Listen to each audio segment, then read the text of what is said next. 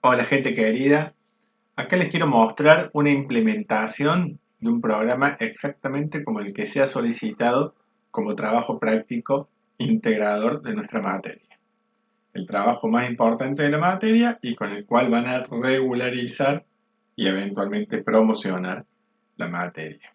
Bien, como saben y está en el enunciado lo que se ha solicitado, se trata de un programita que nos permita generar un vector con diferentes criterios de generación, con diferentes posibilidades en cuanto a su generación, y que permite implementar los métodos de búsqueda y métodos de ordenamiento que estudiamos en la asignatura. Para eso, el usuario tiene que poder especificar qué tamaño va a querer darle al vector y de qué manera va a querer constituir los elementos que lo conforman. Eso es lo que en esta interfaz que yo he diseñado se presenta acá arriba, ¿sí? Como verán, están la mayor parte de los controles deshabilitados porque el vector todavía no fue creado. Una vez que el vector haya sido creado, tiene sentido ordenarlo o buscar o editar su contenido.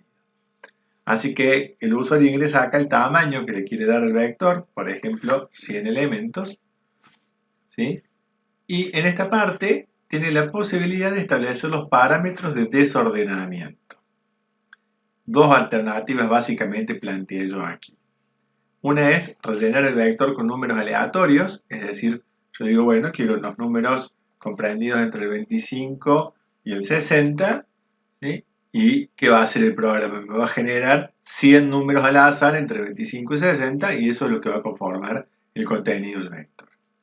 Si no, la otra posibilidad es elegir acá donde puse números consecutivos, en cuyo caso el vector se va a crear con los números consecutivos del 1 al 100, porque en este caso tiene 100 elementos. El asunto es que quizá no sean necesariamente del 1 al 100 y ahora vamos a ver por qué. Digamos que en principio sí, ¿de acuerdo? Con este parámetro que está acá, que yo lo llamé nivel de desordenamiento, uno le dice al programa qué tan desordenado va a estar el vector. Ahí va a estar muy desordenado, ahí va a estar más o menos, y acá va a estar muy poquito. Fíjense en acción. Yo voy a generar el vector de 100 posiciones así como está. Y aquí se dibuja en este picture box, esto que está acá es un objeto picture box. Entonces se dibuja cada barrita vertical representa el valor del vector, ¿sí? En esa posición. Para que sea quizá más gráfico, más fácil de comprender, pongamos que el vector tiene solamente 5 elementos. ¿Estamos? Cuando yo creo el vector, allí tienen 5 barras dibujadas. Esta es una barra, esta es otra, esta es otra, esta es otra y esta es otra. Los valores claramente son, esta que está al fondo vale 1, esta vale 2 porque la barra es el doble de alto que esta, ¿ven? Esta vale 3, esta vale 4 y esta vale 5. O sea, mi vector está conformado por los números 2, 5, 3, 4, 1. Gráficamente se ve. De todas formas, si toco en este botón donde dice grilla de datos del vector, puedo ver escrito exactamente el contenido que acabo de describir, que es el que se observa en la pantalla. Por caso, con 5 a 1 no va a hacer los métodos de ordenamiento con un vector de 5 posiciones. Pero bueno, también podría ser una prueba, a ver si los métodos funcionan con vectores tan pequeños así, ¿no? Puedo verlo, puedo editarlo, ¿sí? Por ejemplo, puedo decir, bueno, este valor que está acá, en vez de 4 quiero que sea un 2, entonces simplemente le hago un doble clic, le pongo el valor nuevo y automáticamente la barrita aquí se reduce, ¿no? Estoy viendo un bug, un pequeño bug. Me falta cambiar acá el 4 para que se refleje el nuevo valor. Esto ya lo vamos a corregir. Entonces digo, ahora que se entiende cuál es la lógica, es decir, que el tamaño del vector condiciona, y el método de mezcla que hayamos elegido condiciona el contenido para ese vector y que ese contenido se ve reflejado gráficamente acá. Veamos qué pasa cuando el vector es más grande, por ejemplo, que tenga 100 posiciones, ¿sí? Yo lo creo, y ahí entonces hay dibujadas ahora en la pantalla 100 barritas.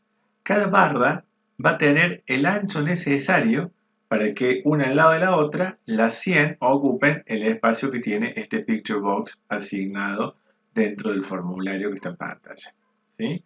Si, por ejemplo, mi vector tuviera 50 elementos, fíjense, ojo, cuál es el ancho de una barra acá. Miren cuando yo lo creo con 50 elementos.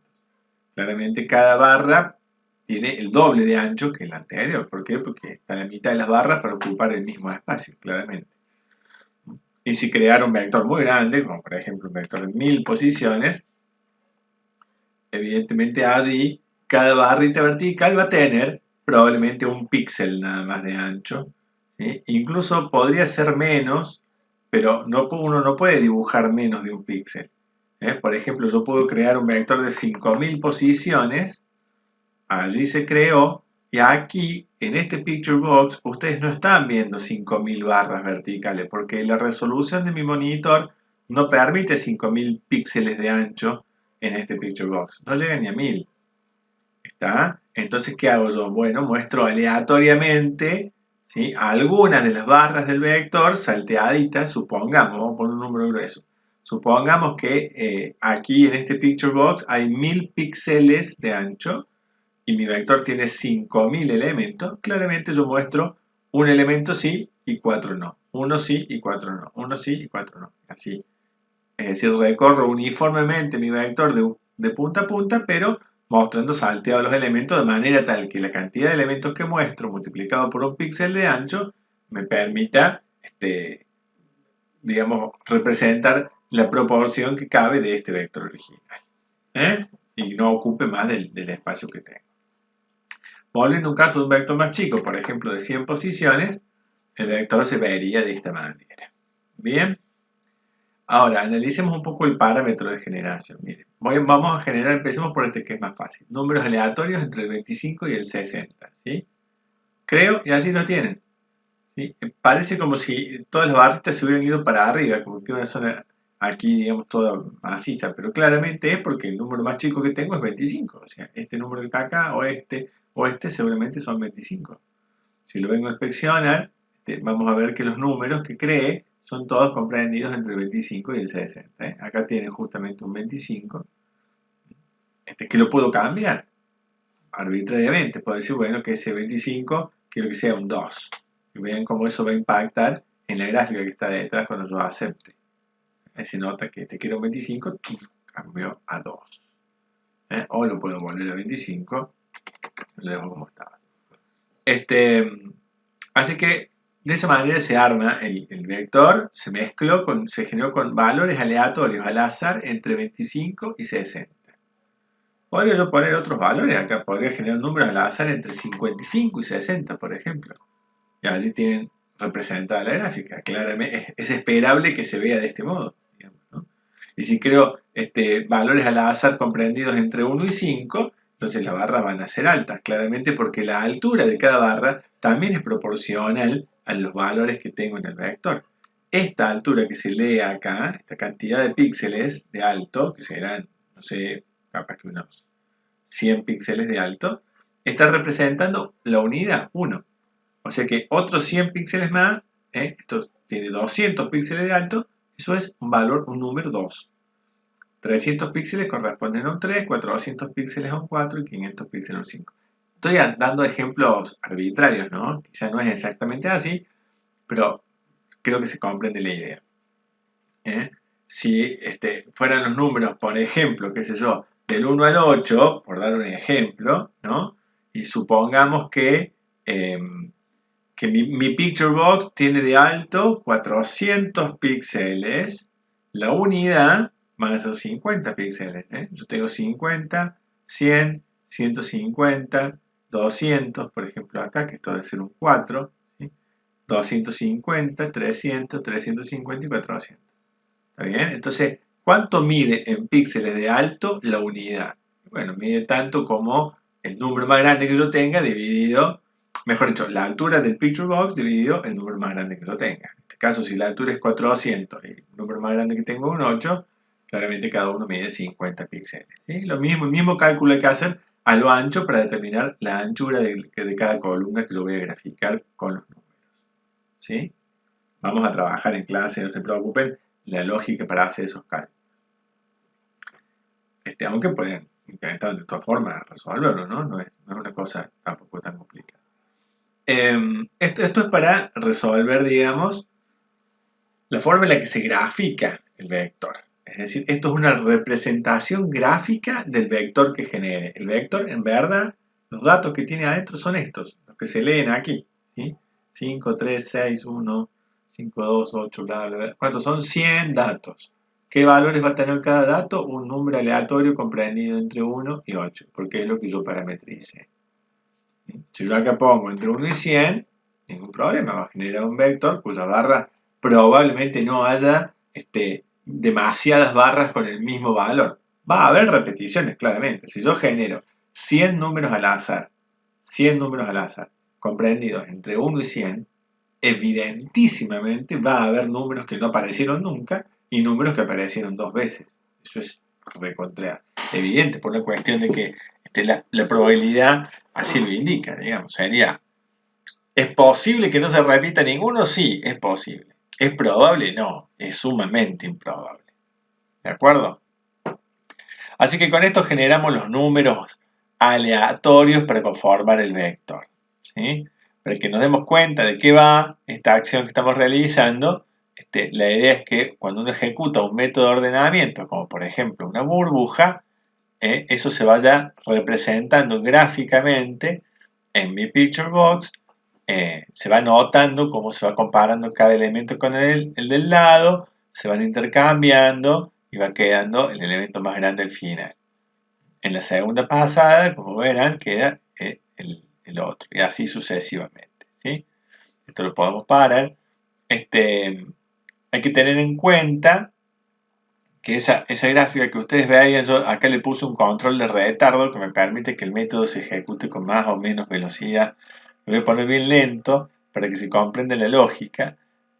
Cuando yo comparo dos elementos, los pinto de amarillo, y si decido cambiarlos, los pinto de rojo, los invierto y ahí pinto de amarillo el que sigue. De esa forma estoy representando gráficamente cómo dos elementos se comparan y eventualmente se intercambian. Ese elemento que está avanzando hacia la derecha es el que denominamos un elemento liebre. Tengan en cuenta o recuerden que cuando vimos el método de la burbuja, en la burbuja había elementos liebre y elementos tortuga. El que avanza rápidamente hacia la derecha es un elemento liebre y el que se va moviendo lentamente hacia la izquierda es un elemento tortuga. Fíjense ahí cómo va avanzando, ahí cambia, pasa a ser uno más alto el que va avanzando, y siempre va avanzando el más alto hacia la derecha. Cuando este se compare con este, va a ser el más alto el que va a seguir su avance, y ahora ¿ven? Y así. Es la lógica del comportamiento de la burbuja. ¿Cuál es la idea? Que uno pueda observar gráficamente el método en acción. Si yo le acelero un poquito la velocidad, vemos que la barrita van avanzando, la burbuja va flotando hasta llegar a su lugar hacia el fondo. ¿Bien? Y así sucesivamente. Si lo ponemos un poquito más rápido para no demorar el video, vemos cómo el efecto va apilándose uno tras otro, los elementos del fondo. Ahí lo tienen a una velocidad media y va avanzando. Con este puntito verde yo voy marcando la variable límite del método, que es hasta donde llega la recorrida en curso. Y del límite hacia la derecha ya está todo ordenado. Si lo corro y termina rápidamente, ya termino. Como verán, cada elemento tiene a su derecha uno que es igual o mayor que el mismo, entonces está evidentemente ordenado. Obviamente esto no es una recta perfecta, y está claro que no debiera serlo, porque los números que yo genere, como dije al principio, tienen repetidos y tienen omisiones. Es decir, hay números que han salido más de una vez, que por ejemplo acá tengo seguramente 1, 2, 3 barritas de la misma altura, quiere decir que tengo 3 números iguales, ¿se dan cuenta? Habría que buscarlos acá, esto está desordenado, esta es la vista del vector original, ¿no? Y acá, por ejemplo, que hay como un escalón más alto, es porque, bueno, capaz que este número era el 20, el 21, el 22, y de ahí saltamos al 25 o al 26. Quiere decir que no existe el número ni el 23 ni el 24 salieron sorteados nunca en esta serie que genere. Eso en cuanto a números aleatorios. Si en vez de ser un número aleatorio fuera un número, una generación de números consecutivos, yo voy a generar 100 números consecutivos, claramente ahí no va a haber ni omisiones ni repeticiones. Fíjense, genero la mezcla y produzco el ordenamiento por burbuja nuevamente. Observen cómo ahí la recta que queda trazada una recta perfecta. ¿Por qué? Porque claramente no hay repetidos, ni tampoco hay omisiones. Este slider que está aquí establece el nivel de desorden de los datos. Vean, vuelvo a generar una mezcla y está totalmente mezclado. Si yo esto lo pongo ahí, a medio camino, observen ustedes cómo, si bien también están mezclados, se notan algunos elementos que están como en progresión. Apenas si se nota. Si le pongo menos nivel de mezcla, fíjense que allí ya se nota bastante más. Son solo algunos los elementos que cambien de lugar, que corrí fuera de su lugar, mientras que muchos han quedado todavía en su sitio, por eso se nota como esta sombra por detrás, donde hay muchos elementos que están en su sitio. Si le pongo muy poquito desordenamiento, ven ustedes, ahí claramente la mayor parte de los elementos están en su sitio, son unos pocos los que están fuera de lugar, y de hecho si le pongo cero desordenamiento, el vector se genera ordenado. O sea, ¿no tiene sentido para probar métodos de ordenamiento? No, pero sí para probar método de búsqueda, por ejemplo, ¿no? Así que con esto uno establece qué tan mezclado quiero los datos. Bien. Lo otro, en esta variable que se llama ancho de la mezcla, es si voy a mezclar datos de cualquier parte del vector contra cualquier otra. Es decir, supongamos así. Yo genero el vector ordenado inicialmente y luego me dispongo a mezclarlo tantas veces como me diga esta barrita, ¿sí?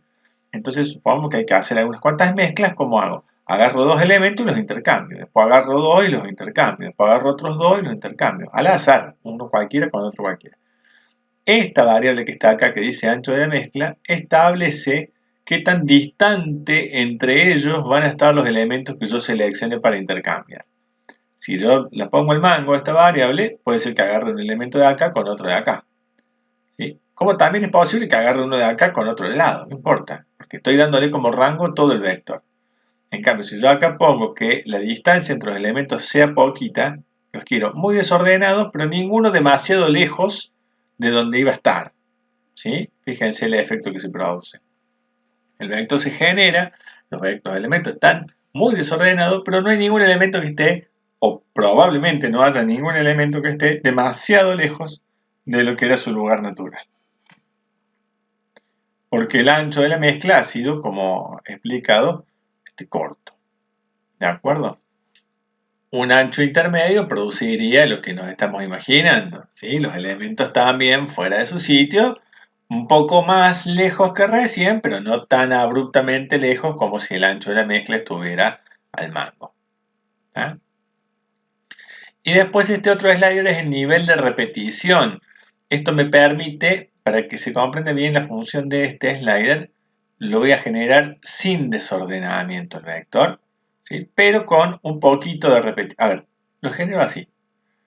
Así como está, va a haber, cada elemento va a estar una vez. Va a haber un 1, un 2, un 3, un 4, un 5, un 6, un 7, un 8, ¿sí? Porque no hay datos repetidos. Si yo le pongo un poquito de repetición, fíjense lo que pasa. Miren, acá hay un 1, un 2, un 3, un 4, un 5. El 6 está dos veces. Después hay un 7, un 8, 9, 10, 11, 12, 13, 14 está dos veces. Fíjense, lo podemos ver acá. Miren, está el 1, el 2, el 3, el 4, el 5, el 6 y el 6. ¿Ven que está dos veces el 6? Y lo mismo dije con el 14. Fíjense, está repetido el 14. Entonces, cada tanto aparecen dos elementos iguales que se repiten. ¿Por qué? Porque le dije que quiero un poquito de repetición. Si le digo que quiero medianamente repetidos, tipo hasta la mitad, probablemente salga un elemento repetido y otro no, y de esa forma, ¿no? Y observan, tal cual como estoy diciendo, ¿sí? Y si me pongo como muy repetido, fíjense, parece que hubiera pocos elementos, no son pocos. Es que acá, este escalón grueso que se está viendo acá, o mejor dicho, capaz que este valor, esto es un 15, qué sé yo. Pero no hay un 15, hay 1, 2, 3, 4, 5, hay un montón de veces está el 15, 15, 15, 15, 15, 15, 15, 15, y después aparece el 22, 22, 22, 22. ¿Por qué? Y bueno, justamente porque tengo 100 elementos, no los tengo para nada desordenados, pero los tengo muy repetidos. La manera de repetir es que los valores justamente se repitan. Entonces, si van a ir del 1 al 100, claramente va a haber saltos y va a haber repeticiones. ¿Mm? Por supuesto que si esto estuviera desordenado, es difícil darse cuenta del nivel de repetición. Vean que ahí voy a poner el ancho de la mezcla y el nivel de desordenamiento como corresponde y uno ve una cosa mezclada igual que antes. Pero claro, cuando yo ordeno esto, evidentemente vamos a observar los escalones que veíamos hace un rato porque los números están repetidos. ¿De acuerdo? Fíjense, los genero sin desordenamiento y audito el contenido y miren, el 1 lo tengo un montón de veces, después viene el 2 que lo tengo un montón de veces, después el 3 también un montón de veces, el 4 un montón de veces, ¿sí? Están repetidos los elementos, ¿sí? Los saltos, no van del 1 al 100 los valores, si están repetidos justamente van a ir del 1 al algo, que sea el 11 en este caso. Bien. Así que estos parámetros, digamos, me están dando pauta, me están permitiendo generar la mezcla que yo quiera y de la manera que yo quiera. Típicamente, para probar los algoritmos vamos a estar trabajando con vectores muy desordenados, con un ancho de mezcla al mango y sin repeticiones. Esto sería lo habitual, cosa que al terminar un ordenamiento yo puedo observar que quedó el vectorcito así perfectamente ordenado. Pero bueno, también es posible que para ciertos experimentos yo quiera repeticiones, quiera poco de desorden, ¿sí? Hay un método de ordenamiento que ya hemos visto o vamos a ver en breve, que se llama burbuja optimizada o burbuja bidireccional. Esta es buenísima. Es una burbuja en la que los elementos van y vienen acomodándose y si ninguno está muy lejos de su destino, se ordena muy rápido, ¿sí? Entonces vean, por ejemplo, para 100 elementos, con un nivel de desordenamiento importante, pero con un ancho de mezcla bajito y sin repeticiones, el vector sería este. Y cuando lo ordeno con esta burbuja optimizada, vean ustedes que en nada ya terminó, ¿sí? Las partes en verde son los elementos que se movieron, los en azul son los que no se tuvieron que mover porque quedaron por decante en su lugar y el algoritmo ya terminó. Lo puedo volver a hacer con este otro método que se llama burbuja bidireccional y miren, no tarda nada, ya te lo acomodo, ¿sí? Bien, esa es la lógica de mezclado, ¿sí? Tengo un botoncito que dice chequear orden que me permite verificar más allá de lo visual si el vector quedó ordenado o no. En este caso me dice que sí, que está ordenado. Si yo todavía no hubiera corrido ningún método de ordenamiento y pregunto por ese botón, me va a decir que no está ordenado, ¿sí? Apenas encuentro un elemento fuera de su sitio, ya dice que no está ordenado. También tengo la posibilidad de buscar, por ejemplo, en esta mezcla que yo generé, digo, che, ¿el 38 estará? Bueno, pongo 38 y me dice sí, está en la posición 35. En la posición 35 de mi vector está el 38. ¿Y el 39 estará? Y el 39 me dice sí, está en la posición 41. ¿Ven? Y así, cada número que yo busco me dice si está o si no está. Esto que mostré recién es la búsqueda secuencial. También podemos hacer una búsqueda binaria, ¿sí? Que es el algoritmo que ya hemos estudiado. Pero la búsqueda binaria tiene como requisito que el vector esté ordenado. O sea que intentar una búsqueda binaria con un vector desordenado me puede llevar a resultados impredecibles, puede hacer que el algoritmo falle, que se trabe, en fin, mil cosas. Así que típicamente uno que hace, primero ordena el vector y luego practica una búsqueda binaria para buscar allí un elemento y de paso es la manera de probar a ver si el algoritmo funciona o no funciona. Estando el vector ordenado, está claro que el elemento 12 va a estar en la posición 11, ¿cierto? Porque el 1 está en la posición 0 y el 100 está en la posición 99. ¿De acuerdo? Así que acá tenemos implementados los métodos de búsqueda secuencial y binaria. Están los resultados. Incluso si un elemento no estuviera, fíjense, yo voy a agarrar un elemento cualquiera del contenido. El 62 lo voy a cambiar por un 40. ¿Sí? Como cada número estaba solo una vez, ahora el 40 va a estar dos veces y el 62 no va a estar. ¿De acuerdo? Si yo ordeno mi vector, se va a observar cómo está la repetición acá del 40 y cómo está la omisión acá del 62. Entonces, si yo hago una búsqueda binaria buscando el 40, que no está una, sino dos veces, claramente lo encuentro. Pero si busco el 62, que lo acabo de eliminar porque lo cambié por un 40, me dice que no existe. Lo mismo pasaría con la búsqueda secuencial, ¿no? Los mismos cartelitos, solo que es el otro algoritmo. Muy bien, gente. Hasta acá entonces todo lo que es generación del vector desordenado, con todos los parámetros que le dan forma a las mezclas posibles, métodos de búsqueda, verificación del orden, edición del contenido del vector para cambiar un elemento en particular que uno quiera. Esta es la lógica de la parte de arriba de esta pantalla. En la parte del medio, lo dicho, se ve siempre en tiempo real la estructura actual del vector, ¿sí?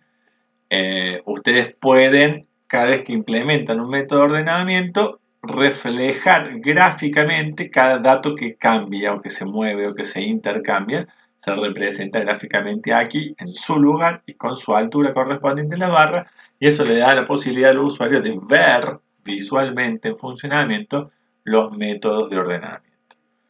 Planteado aquí el vector desordenado, uno simplemente hace clic en el método de ordenamiento que quiera y lo ve en acción, lo ve funcionando, ¿sí?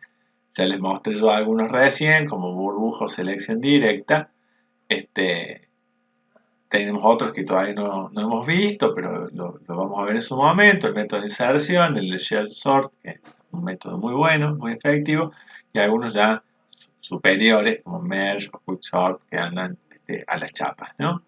El programa es capaz de acomodar los datos siguiendo cualquiera de todos estos algoritmos. Son todos métodos o algoritmos distintos. Los vamos a estudiar a todos y los van a programar a todos. Cuando uno ejecuta el ordenamiento de un vector con cualquiera de estos métodos, fíjense que aquí debajo yo puse una cajita para cada uno de todos esos métodos que están aquí. Y en la cajita se observan 3 números. Esos 3 números contabilizan, y acá abajo está aclarado, la cantidad de comparaciones que realizó el método. El método de inserción para acomodar este vector tuvo que hacer 4.637 comparaciones. Lo que uno pregunta en un if o en un while. ¿Sí? Comparaciones simples fueron 4.637. Hizo 4.743 operaciones de asignación de datos, o sea, cuando uno pone un dato en una variable, ahí lo contabilizo, y tardó menos de una milésima de segundo. Esto está expresado en segundos y no se ve nada, incluso hasta la milésima, es porque tardó menos de una milésima en ordenar, ¿de acuerdo? Pero es porque el vector es muy pequeño. Si yo propongo, por ejemplo, un vector de 10.000 elementos, ¿sí?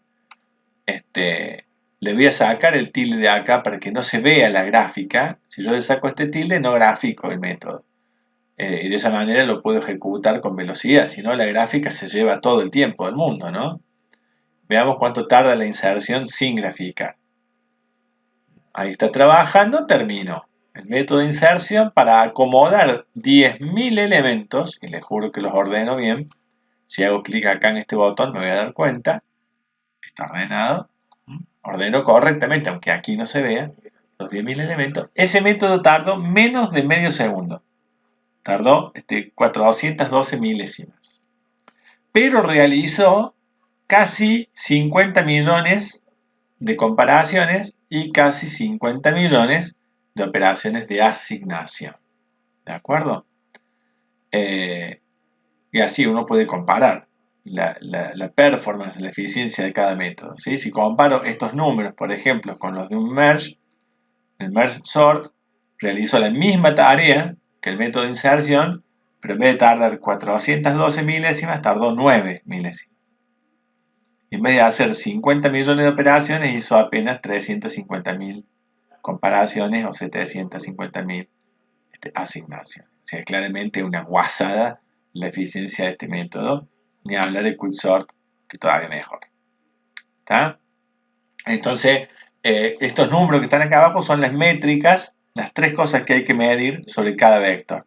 La cantidad de comparaciones, la cantidad de asignaciones y el tiempo que tarda puro en ejecutarse el método. Y aclaro puro porque si estoy graficando, el tiempo que se va a observar en la gráfica va a ser enormemente mayor. Fíjense, el Quicksort dice que tardó 3 milésimas de segundos, ¿sí? Si yo habilito la gráfica y vuelvo a lanzar el Quicksort, observen ustedes que el tiempo que está tardando claramente es mucho más que 3 milésimas de segundo. Le está llevando un tiempo enorme. Miren, parezco locutor de radio, estiro, sigo hablando y el método no terminó.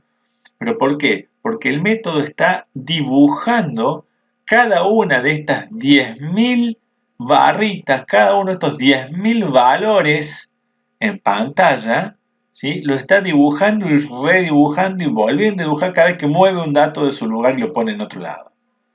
O sea que está trazando, está dibujando en la pantalla no 10.000, sino probablemente unas 50 o 60.000 líneas verticales, quizá más. ¿De acuerdo? Entonces la experiencia visual es que tarda mucho más que 3 milésimas de segundo. ¿Ok? Pero el tiempo que nosotros contabilizamos, el tiempo que nosotros medimos, es lo que tarda en mover los datos puros en memoria, no en gráfica. Por eso acá la información que se presenta es que tardó nada más que 5 milésimas. Bien. Y bueno, eso es todo. De esto se trata el algoritmo el programa que tienen que implementar. No es menor, como verán, para nada. En mi caso, la última línea de código es la línea 2251. Quiere decir que probablemente vayan a estar un rato programando. Por supuesto, no se abrumen, esto se hace de a poquito, pero todo lo de un poquito podemos llegar. Si no hacemos eso de todo lo de un poquito, no vamos a llegar. Me importa que vean el modelito del sistema funcionando y que cada uno empiece a producir esto. Primero con la interfaz, después con los métodos de mezcla de datos, después los métodos de búsqueda y después, y en la medida que los vayamos viendo, los métodos de ordenamiento.